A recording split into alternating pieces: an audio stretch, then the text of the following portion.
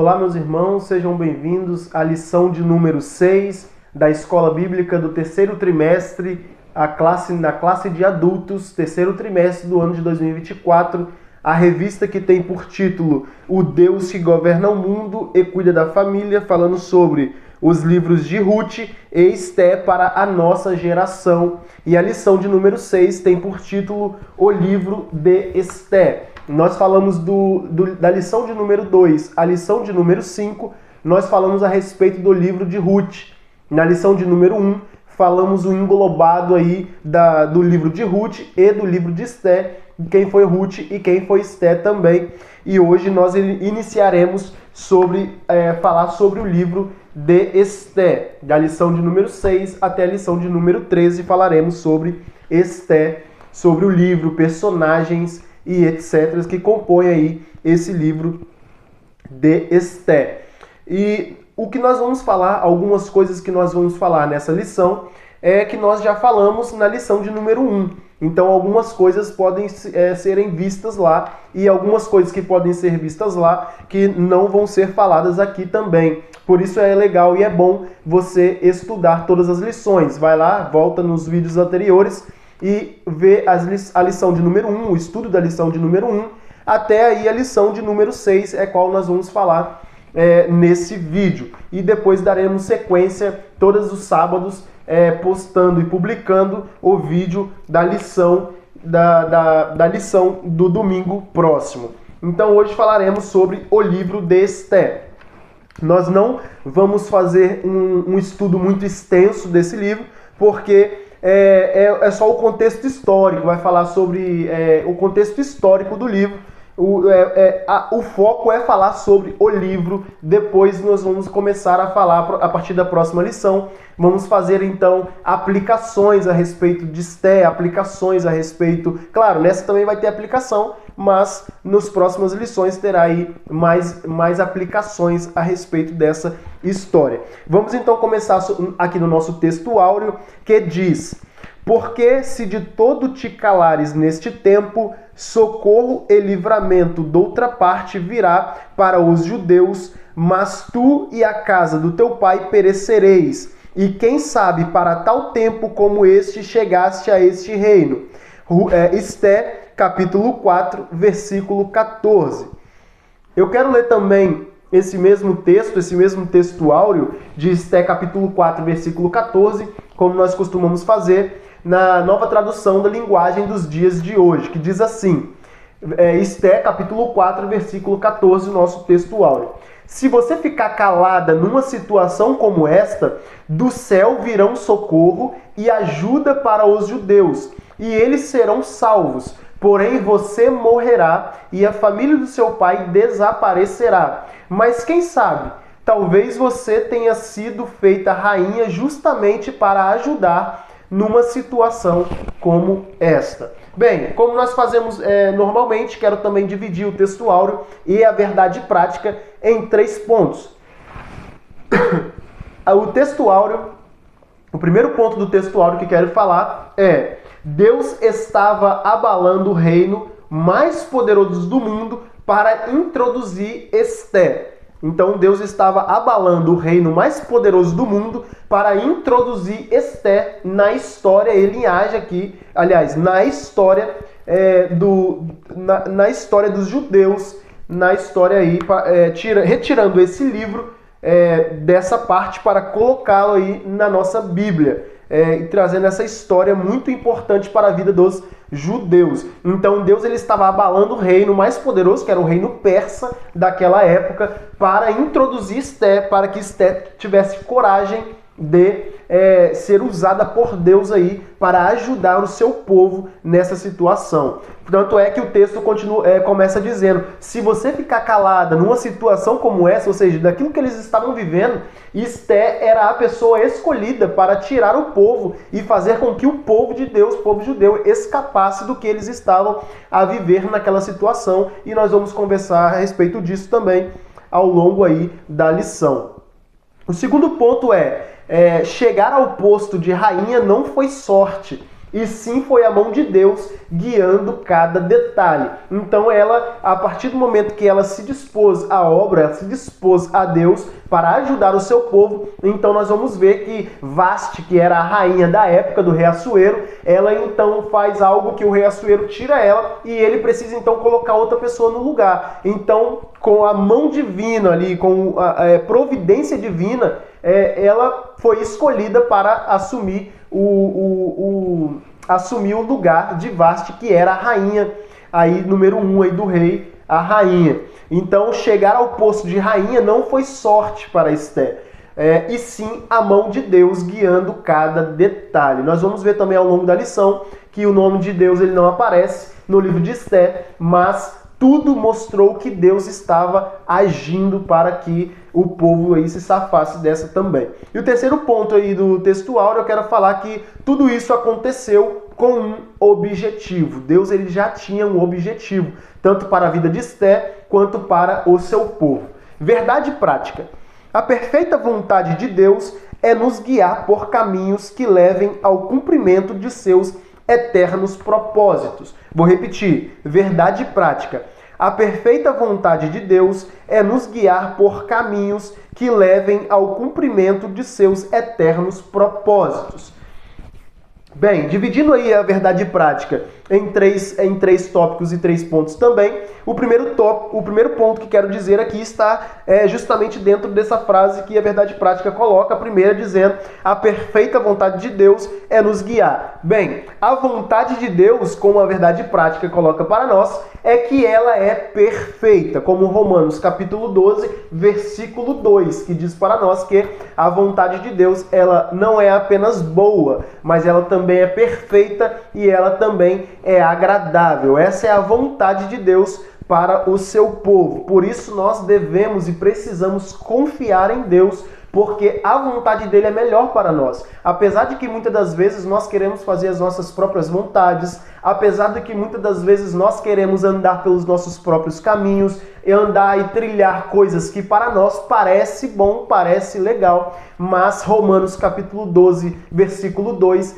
diz para nós que é melhor a vontade de Deus, porque ela é boa, ela é perfeita e agradável. Ainda que para nós, às vezes, parece que não vai dar certo, mas Deus ele está no controle de tudo. Segundo tópico aí dessa verdade prática diz que os caminhos de Deus são melhores para nós. Os caminhos de Deus, eles são melhores. Como diz aqui, que a vontade de Deus é perfeita para nos guiar pelos seus caminhos. Então os caminhos de Deus, eles são melhores para nós. Os caminhos de Deus são mais retos do que os nossos e são mais corretos e direitos. É como eu falei agora, precisamos apenas confiar, porque nós andamos no caminho, mas nós não vemos o final dele. Nós sabemos que se andarmos no caminho certo, no caminho que Cristo quer que nós andamos, a verdade é que o final será um final muito bom, como foi para Esté e para o seu povo. Mesmo ela, sem saber o que iria realmente acontecer, ela escolheu confiar, ela escolheu seguir o caminho e fazer a vontade de Deus, entendendo que ela era boa, perfeita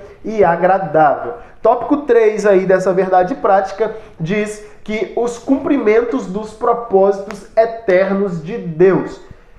Bem, no finalzinho da verdade prática diz que caminhos que levem ao cumprimento dos seus eternos propósitos. Ou seja, se tem um caminho que leva ao eterno propósito, é porque Deus ele tem algum propósito. Essa é uma verdade.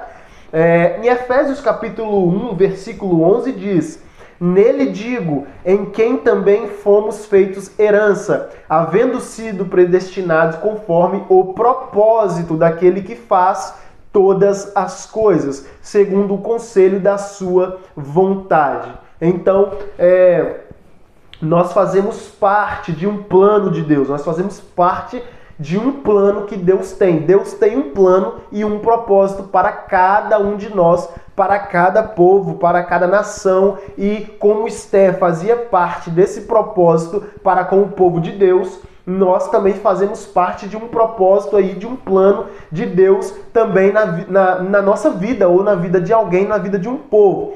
Então, desde a fundação do mundo, nós fazemos parte de um plano de Deus. Por mais que não sabemos e nós não vemos, mas Deus ele tem sim um propósito para as nossas vidas, como esteve com a vida de Esté, como esteve com a vida de José, que ele mesmo sem entender, Deus já tinha um propósito na vida dele. Deus já tinha um propósito na vida dele e por isso aí ele precisou passar tantas coisas sem entender talvez, mas Deus já tinha um propósito. Vamos partir para a nossa introdução, a introdução da nossa lição, que diz assim: concluímos o estudo de Ruth. Nessa lição, iniciaremos o estudo do livro de Esté. Ruth é cheio de referências expressas ao nome de Deus. Esté, por sua vez, não tem como característica singular e sempre destacada a completa ausência do nome de Deus. Nem por isso o agir divino deixa de estar patente no livro. Como eu disse agorinha, que nós viríamos aqui na lição, logo na introdução está dizendo, diferente do livro de Ruth, que fala muito sobre Deus, tem o nome Deus o tempo todo, o livro de Esté não tem o nome Deus em nenhum momento, mas nem por isso está anulado aí o agir divino, o agir de Deus na vida de Esté e no seu livro o tempo todo, do capítulo 1 ao capítulo 10 de Esté, nós vamos ver a mão de Deus agindo para com ela e para com o seu povo. Esther não contém alusões diretas ao Deus da providência, mas nos apresenta uma história cujo roteiro é, por inteiro, uma manifestação da providência de Deus. Esse é o livro de Esther. Passamos aqui para o nosso primeiro tópico da lição, que diz a organização do livro.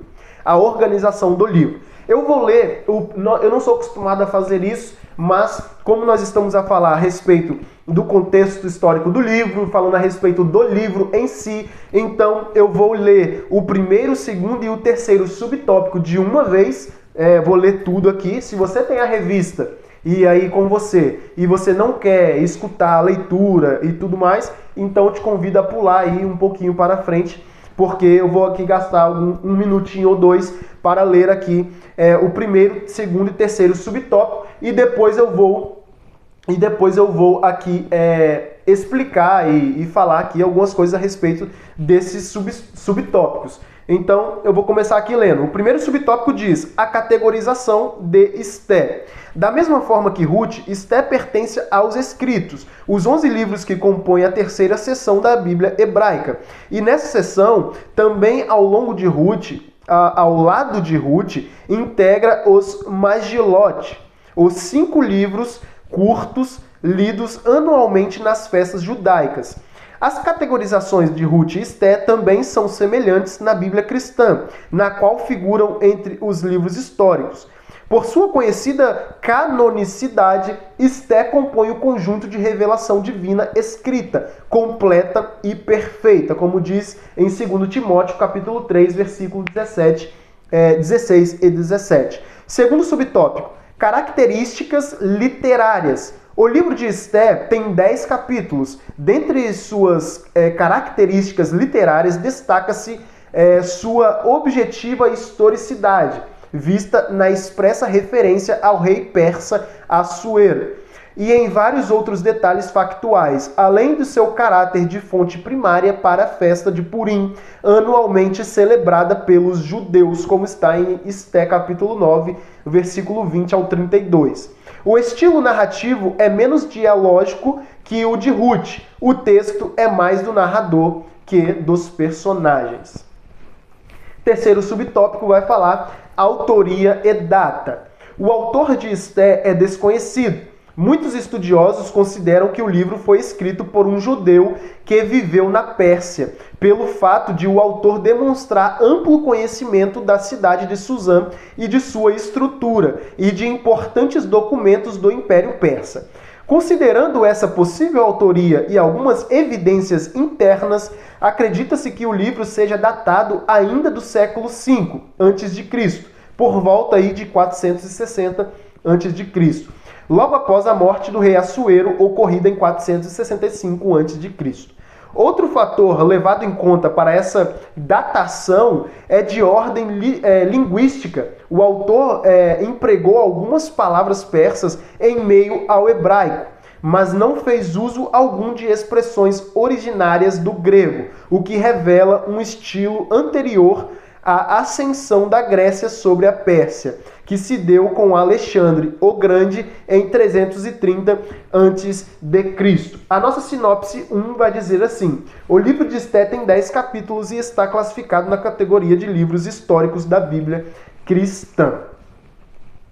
Eu quero ler também um auxílio bibliológico, é pequeno, quero ler só um pedaço que diz: o livro de Esther leva o nome da sua personagem principal, uma judia chamada Hadassa. Hadassa significa murta, mas que foi renomeada Esté, que significa estrela. Um nome provavelmente escolhido como reconhecimento de sua beleza após tornar-se rainha. Os acontecimentos indicados no livro variam do terceiro ano do terceiro ao 12º ano do reinado de rei Assuero, que se chamava Xerxes.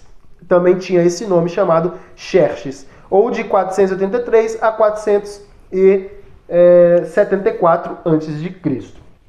Bem, então agora falando a respeito desses 3 subtópicos, após ler, se a gente ler bem a revista, o comentarista Silas Queiroz, ele já deixa bem explicado pra gente muitas coisas. Então, tem muitas coisas aqui que fica muito bem explicado, que lendo mesmo com atenção, você também consegue aprender apenas lendo essas lições aqui, o que está escrito pelo nosso comentarista da revista. Mas nós faremos aqui alguns comentários a respeito. Bem, o primeiro tópico que lemos, a organização do livro, é sobre o primeiro subtópico aí, sobre a categorização do livro de Esther. O título foi dado ao livro ao longo do tempo. O título foi dado ao livro e ao longo do tempo ele não existiu outro. Ou seja, ao longo do tempo, desde que colocaram o nome do livro de Esté, não existiu mais outro nome o livro. O livro continuou aí com esse nome de Esté. Nós não temos aí nada aí, ninguém, em nenhum lugar dizendo que o livro se chamava uma coisa e depois passou para Esté. Não, o livro sempre se chamou Esté. A personagem aí do livro é que tem o nome nele mesmo. Esther e Ruth são os únicos livros que têm nome de mulheres. Então isso é importante a gente ver, que Esther e Ruth são os únicos livros aí da nossa Bíblia que levam o nome de mulheres, mas não quer dizer que o livro é feminino. Como os outros livros também têm o nome de um homem, mas não quer dizer que o livro ele é masculino, isso não existe. O livro leva o nome de Esther, mas o livro serve para homem, serve para mulher, serve para nós. Nós precisamos estudar e aprender nele, como qualquer outro. Por exemplo, o livro de Samuel, que leva o nome de um homem, mas não quer dizer que o livro seja masculino. Muito pelo contrário. Inclusive, aprendemos lá sobre a mãe de Samuel, sobre Ana, que é uma mulher, e nós aprendemos sobre ela dentro do livro, e aprendemos muitas lições sobre ela, sobre a sua história, no livro que leva o título, o nome de um homem. Então isso não tem nada a ver, mas é interessante a gente saber aí que o livro de Esther e Ruth são os únicos na Bíblia que levam o nome de mulher. É importante sabermos que o nome de Esther, ela se chamava Hadassa, na sua terra ela se chamava Hadassa, que significa murta, e depois o nome dela foi alterado e mudou o nome dela para Esther, quando ela foi lá para a Pérsia, então o nome dela foi mudado para Esther, que significa estrela. E pode ser que tenham dado esse nome para ela, porque ela era uma mulher muito bonita, por isso que talvez aí tenha sido mudada.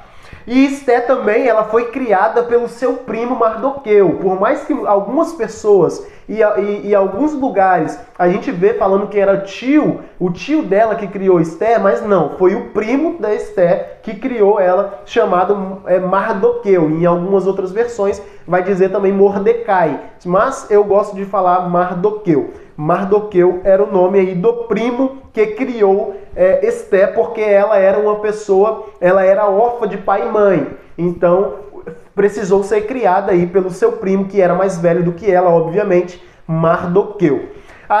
Segundo subtópico, que diz as características literárias, este é um livro com características históricas. Característica literária, então, do livro de Esté é históricos. Ele está aí também na nossa Bíblia cristã, categorizado aí nos livros históricos e é lido todos os anos durante a festa do Purim, as festas que existe até hoje lá em Israel para os judeus. Então, Mardoqueu, o primo de Esté, depois que aconteceu muitas coisas e Mardoqueu ficou ali como alguém influente na Pérsia, e Esté a rainha da Pérsia, então Mardoqueu colocou essa festa aí, foi criada por Mardoqueu, essa festa, que é a festa do Purim, e todos os anos eles liam e leem também o livro de Esté, nessa festa do Purim.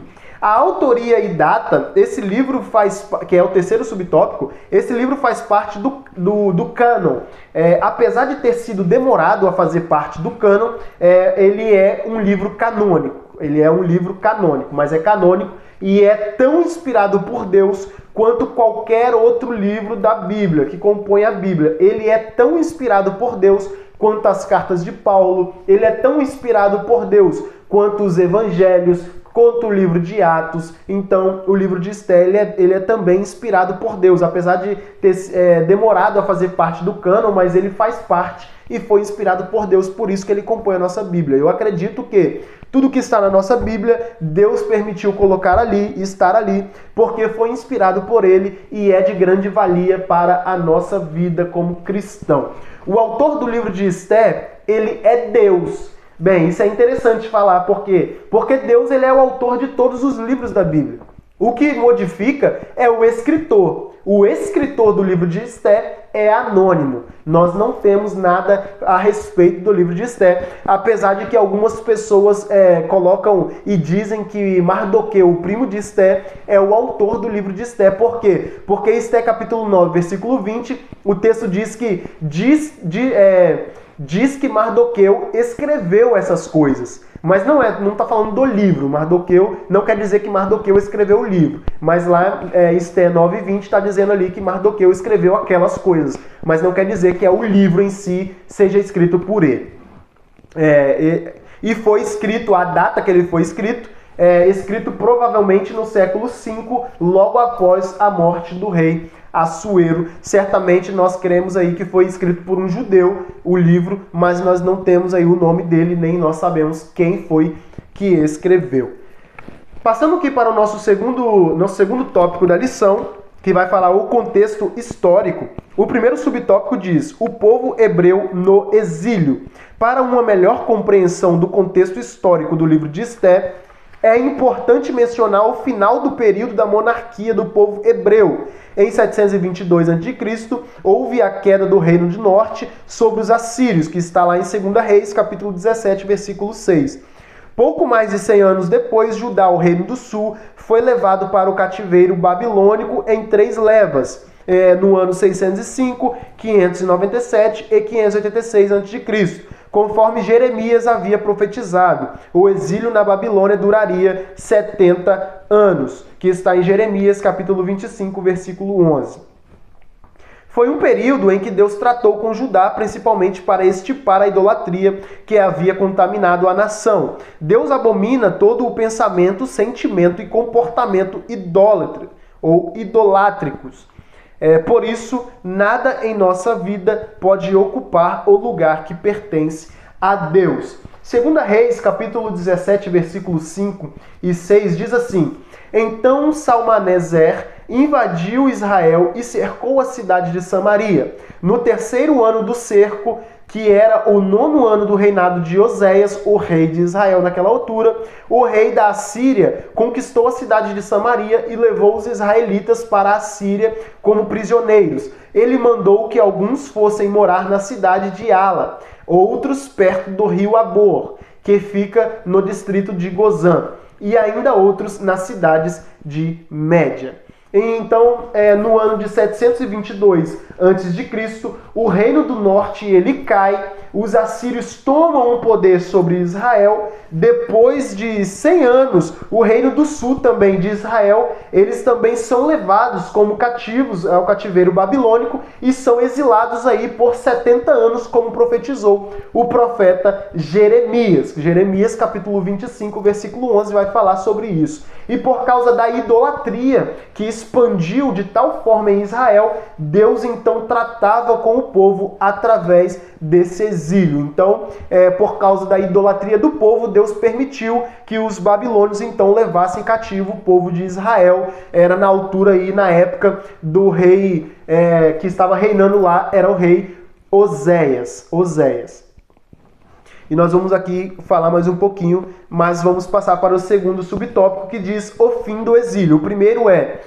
O primeiro subtópico fala sobre o povo hebreu no exílio, e agora o segundo vai falar sobre o fim do exílio. Ao mesmo tempo em que julgava Judá por sua idolatria, o Deus eterno, juiz de toda a terra, exercia seu justo juízo sobre a Babilônia por sua iniquidade.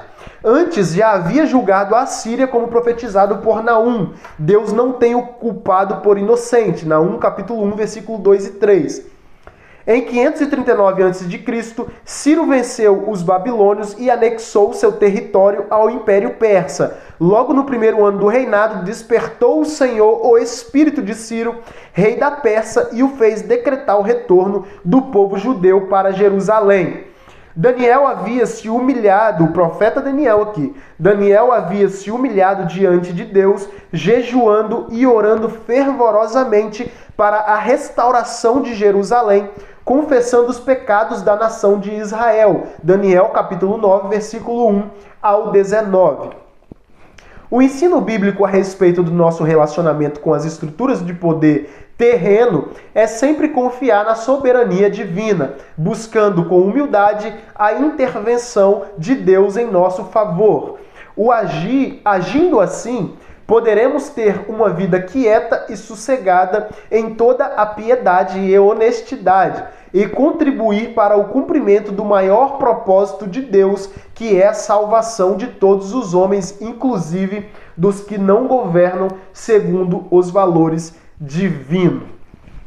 Bem, está bem explicado esse subtópico de número 2, o fim do exílio, mas quero fazer alguns comentários. Deus, ele julgava Judá por sua idolatria e também julgava a Babilônia pela sua iniquidade. Então Deus estava julgando os dois povos ao mesmo tempo. Deus, ele ao mesmo tempo que julgava Judá pela idolatria, ele julgava os babilônios pela iniquidade. Então, no meio desse julgamento aí de Deus, o rei Ciro, que era o rei da Pérsia e na altura, em 539 a.C., ele vence os babilônios. Ele vai lutar contra os babilônios, rei da Pérsia, e ele vence. O rei Ciro vence, então, os babilônios e instala o seu império persa e decretou o retorno dos judeus para Jerusalém. Não sabemos como isso aconteceu, mas ele decretou então que os judeus estariam livres. Os judeus que estavam no exílio na época da Babilônia, no Império Babilônico, ele conquista o Império Babilônico para ele, conquistando, colocando então o Império Persa. Ele então diz para os judeus: olha, agora vocês podem voltar todo para a sua terra, eu não quero saber de vocês aqui. O rei Ciro fez isso. Não se sabe se isso aconteceu após algum diálogo com o profeta Daniel, mas é uma possibilidade, porque Daniel ele vivia naquela época e ele já era bastante conhecido pelos feitos que Deus tinha feito na vida dele. O que sabemos é que Daniel jejuava e orava a respeito desse retorno, ou seja, isso não aconteceu por acaso. Porque tinha alguém orando e jejuando para que Deus restaurasse Jerusalém, para que o seu povo voltasse para a sua terra. Tinha alguém orando e alguém jejuando a respeito disso, a respeito desse acontecimento. Como diz em Daniel, capítulo 9, versículo do 1 ao 19, vai contar isso, que Daniel, ele vivia nessa altura e ele estava jejuando e orando por isso. Então não foi por acaso que o rei Ciro aí, o rei da Pérsia na altura, ele fez com que o pessoal voltasse. Ele fez não, ele liberou o povo judeu a voltar para a sua terra, mas nem todos voltaram.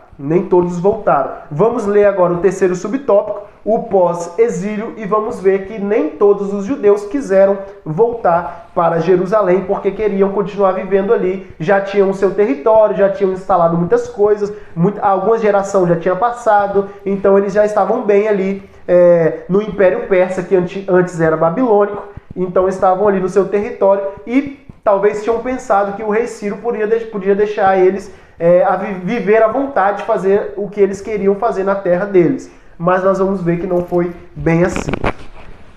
Terceiro subtópico diz: o pós-exílio. Esther registra fatos ocorridos na capital do Império Persa, Suzã, entre o primeiro e o segundo retorno dos judeus para Jerusalém. Estima-se que mais de 1 milhão de judeus viviam na região da Babilônia. Mesmo com o decreto de Ciro, que permitia a volta para Jerusalém, a maioria absoluta dos judeus decidiu, pelo que lhe parecia mais cômodo, permanecer nas cidades que ocupavam na Babilônia. Somente cerca de 50 mil voltaram para Jerusalém no primeiro grupo, liderados por Zorobabel, como está aí em Esdras capítulo 1, versículo 5 e Esdras 2, versículos 64 e 65. No segundo ano do reinado de Ciro.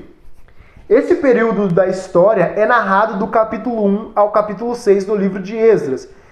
Entre o capítulo 6 e o capítulo 7, há um intervalo de aproximadamente 60 anos. É na segunda metade desse período que se passam os fatos do livro de Esther. Bem, terceiro subtópico aqui que acabamos de ler, dizendo sobre o pós-exílio, a maioria dos judeus decidiram ficar no território que eles habitavam, no exílio babilônico. Então foi como eu disse agorinha, a maioria dos babilônios, dos judeus, não queriam voltar para Jerusalém, queriam continuar naquelas terras, que agora era do Império Persa. Apenas uns 50 mil pessoas aí, judeus, que voltaram, liderados por Zorobabel. Zorobabel também estava naquele exílio e pegou o povo, então liderou eles para voltar para Jerusalém, uma vez que o rei Ciro liberou eles para voltar para lá. Eu quero ler Esdras capítulo 1, versículo 5, que é de grande valia para nós.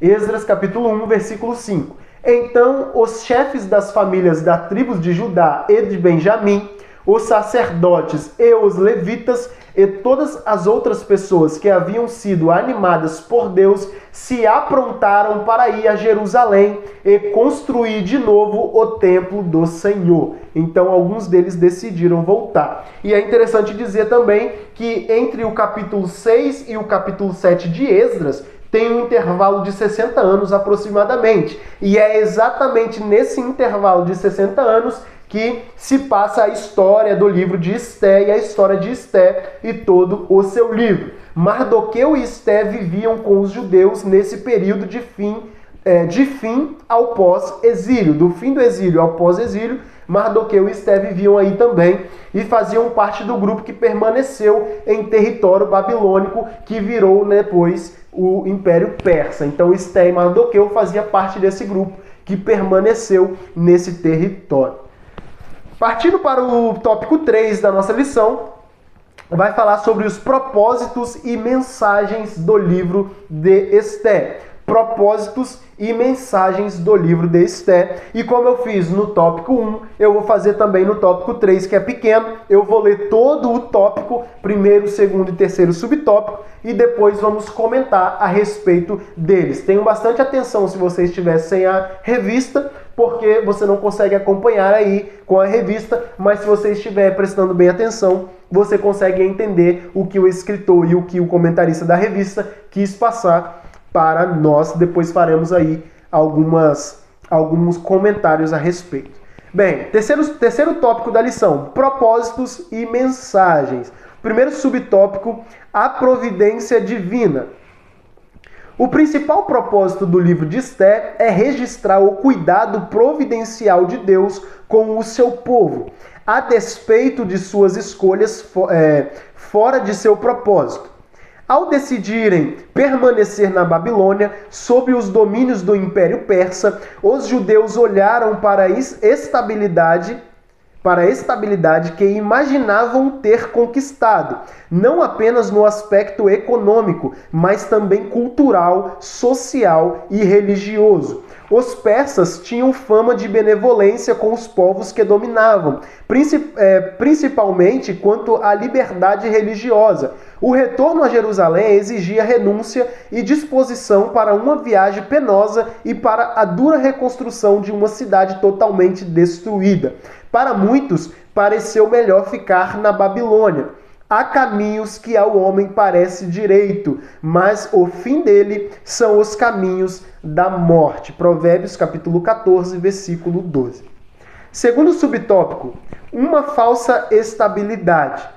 Esté nos transmite como mensagem o perigo de confiar nas falsas estabilidades que as estruturas do mundo nos oferecem e costumam parecer mais vantajosas. Estava tudo indo muito bem em Suzã, até surgir a ordem do extermínio total dos judeus, que está escrito aí em Esté, capítulo 3, versículo 7 ao 13. A falsa segurança foi embora. O povo de Judá dependia novamente da intervenção divina para a sua sobrevivência.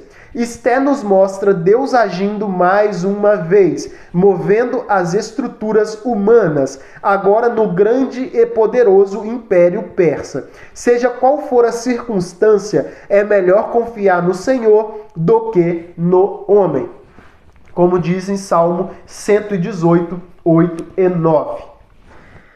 Partindo para o terceiro subtópico, diz a festa de Purim. O livro de Esté tem como propósito também registrar a instituição da festa de Purim, ordenada por Mardoqueu depois do grande livramento que os judeus receberam. Purim é o plural da palavra pur, que significa lançar sorte. Conforme Esté, capítulo 3, versículo 7, Amã lançou sorte para fixar o dia da morte dos judeus. A festa comemora a frustração nesse nefasto plano diante da providencial ação divina para a libertação de seu povo. A soberania de Deus não encontra limites. Ele age em qualquer época ou lugar para cumprir os seus propósitos. Esse é o terceiro tópico da lição sobre mensagens e propósitos. Vai falar sobre a providência divina, vai falar sobre uma falsa estabilidade e vai falar sobre a festa do Purim, que eu acabei de dizer que foi aí instituída por Mardoqueu, primo e criador de Esté. Bem, Deus ele proveu o tempo todo em todo o livro, como nós falamos na introdução do livro, Deus ele o tempo todo agiu e proveu. Por isso o primeiro subtópico diz a providência divina. É porque realmente Deus ele proveu o tempo todo para Esté em todo o livro. Esse é para muitos o maior propósito e mensagem desse livro. Como está escrito aqui, o principal propósito do livro de Esté é registrar o cuidado providencial de Deus com o seu povo. Então esse, para mim e para muitos, é um dos maiores propósitos, se não o maior propósito e mensagem desse livro, é então mostrar que Deus ele o tempo todo proveu para o povo. Ele proveu o tempo todo.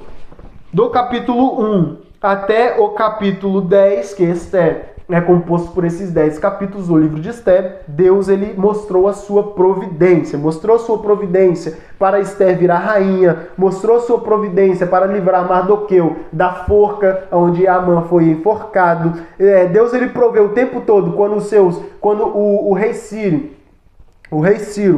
o rei persa, ele ali então libera o povo para voltar para a sua terra. É providência divina do capítulo 1 até o capítulo 10. Estude o livro de Esté e você vai ver provisão de Deus o tempo todo.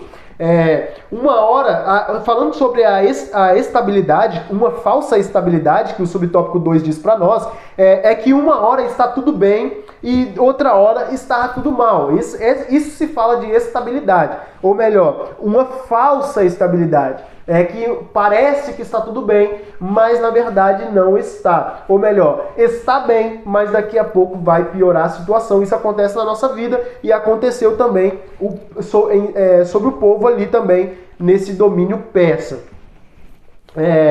Logo as coisas mudam em Suzã.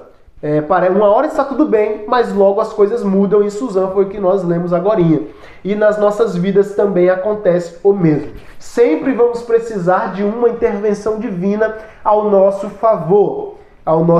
Nós sempre vamos precisar de uma intervenção divina. Não venhamos pensar que a nossa vida está boa agora, a nossa vida está maravilhosa, está tudo indo bem, mas que nós não vamos mais passar problemas. Muito pelo contrário. A nossa vida é uma roda gigante, uma hora a gente está bem, outra hora a gente está mal, e nós vamos precisar o tempo inteiro de uma intervenção divina. Outra mensagem que o livro de Esté nos mostra, é que devemos confiar em todo o tempo em Deus. Por mais que nós não vemos o seu agir, por mais que nós não conseguimos ver a Deus, nós conseguimos ver o seu agir. Nós temos a certeza que por mais que nós não estamos vendo nosso Senhor e Salvador, mas nós conseguimos ver o agir dele na nossa vida. Então, um dos propósitos e mensagens desse livro é: confie em Deus. Não confie na estabilidade que você pode ser que esteja passando no momento. Confie somente em Deus. Nós precisamos confiar nele. E falando aqui a respeito da festa de Purim, é o que nós falamos já. O livro de Esté, ele vai muito além do que apenas mostrar a instituição da festa do Purim. O livro de Esté vai muito além disso. Apesar de ter sido ordenado por Mardoqueu, seu primo, que o criou. E existe até os dias de hoje para os judeus, mas as mensagens do livro vão muito além disso. As mensagens do livro e propósito desse livro vai muito além de festa. Vai muito além de festa de Purim, do Purim na verdade. Nós como cristãos, nós temos sim que comemorar. Nós temos sim que comemorar e fazer festa sim, quando Deus ele age na nossa vida. E o tempo inteiro Deus age na nossa vida. Nós, na verdade, deveríamos acordar fazendo festa. Porque Deus ele permite a gente viver. Deus ele permite a gente respirar. Deus ele o tempo todo está agindo em nosso favor. Então o livro de Esté, falando mais propriamente do livro de Esté, é o tempo inteiro a provisão de Deus e mostra para nós, e um dos propósitos e mensagens é: Deus ele age em nossa vida. Deus ele provê em nossa vida. Nós precisamos confiar apenas em Deus e não nas estabilidades momentâneas. Nós precisamos confiar em Deus. Vamos passar para a conclusão dessa lição de número 6 a respeito do livro de Esté. O livro de Esté nos lembra de que vivemos neste mundo, mas não devemos confiar em sua estrutura. É o que eu estava acabando de dizer. Todos os reinos deste mundo passarão, como está em Daniel capítulo 2, versículo 37 ao 45. Todo o reino deste mundo vai passar, mas nós precisamos confiar num Deus que é eterno. Por isso, a palavra de Deus diz que a nossa cidade está nos céus, donde também esperamos o nosso Salvador, o Senhor Jesus Cristo. Filipenses capítulo 3, versículo 20. A palavra de Deus diz que a nossa cidade, ela está nos céus, ela não está aqui. Nós não reinaremos com Deus, aliás, nós não ficaremos aqui nessa terra, nós iremos reinar com Cristo, mas nossa cidade está nos céus. Então, esse é um dos propósitos aí do livro de Esté. Eu quero nessa conclusão tirar alguns pontos, falar sobre alguns pontos. O primeiro ponto é: Deus está atualmente ativo no mundo. através da minha vida e da sua vida. Deus ele está agindo ainda nos dias de hoje, assim como ele esteve agindo no livro de Esté o tempo inteiro, ele também está agindo no mundo atual, a qual nós vivemos. Nós não conseguimos enxergar a Deus, mas nós conseguimos enxergar o seu agir, e ele usa a minha e ele usa a sua vida para os seus propósitos, para a conclusão do seu propósito. Nós temos que crer nisso.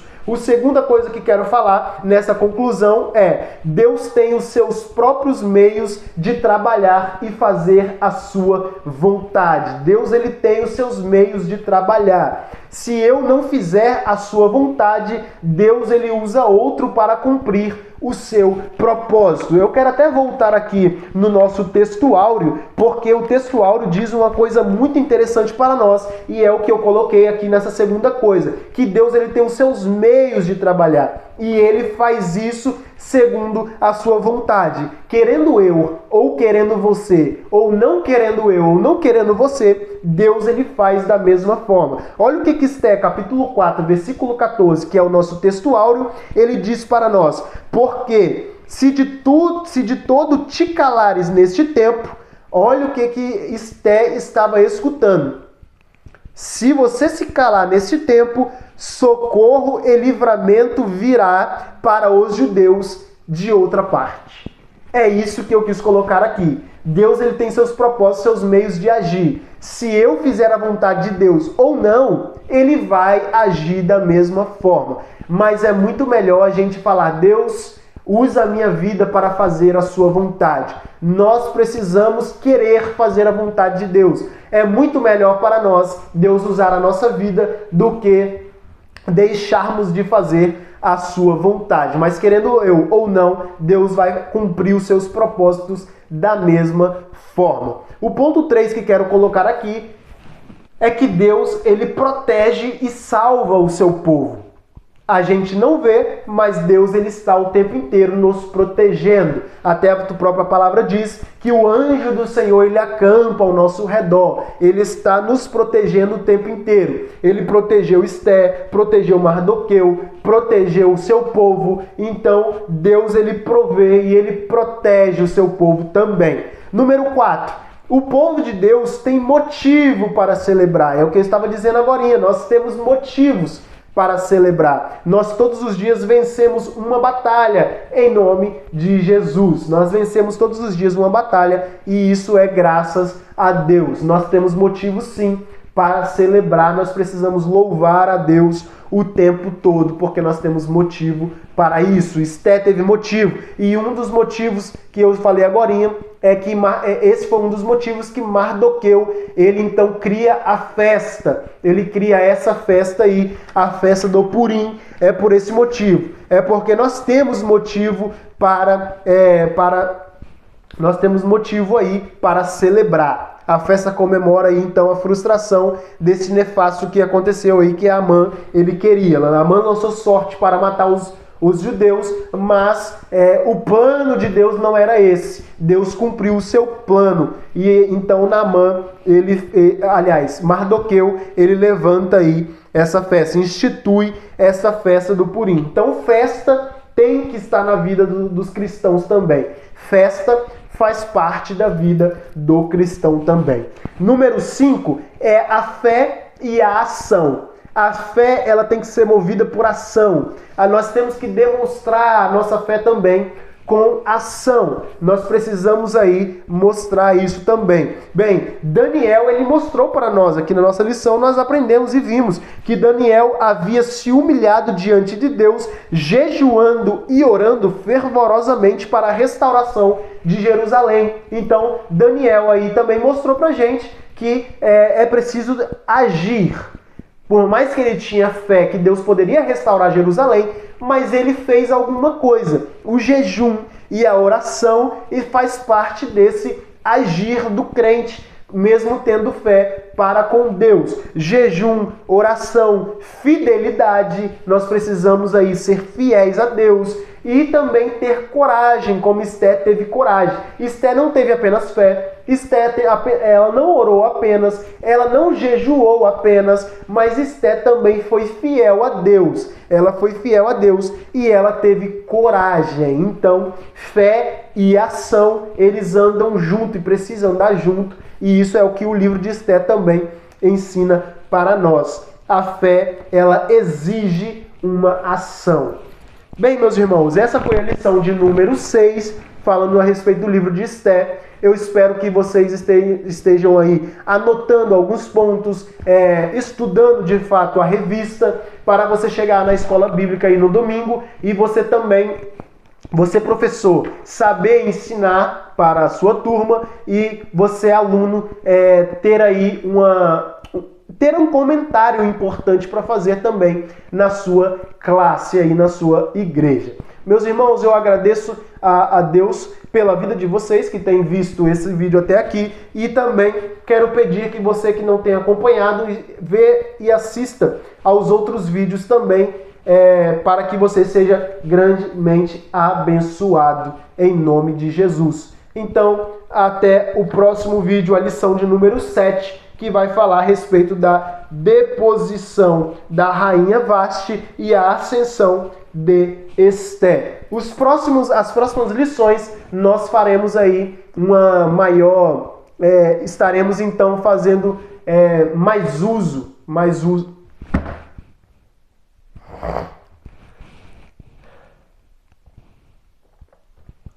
A partir das próximas lições, então, nós faremos aí mais aplicações a respeito da história de Esté, a história aí que está bem explicada, tanto nas revistas e como também na própria Bíblia. Não esqueçam de estudar o livro de Esté na sua Bíblia, pedindo ao Espírito Santo que abra o seu entendimento, para que você também venha entender o que Deus quer falar conosco através da sua palavra. Que Jesus Cristo vos abençoe.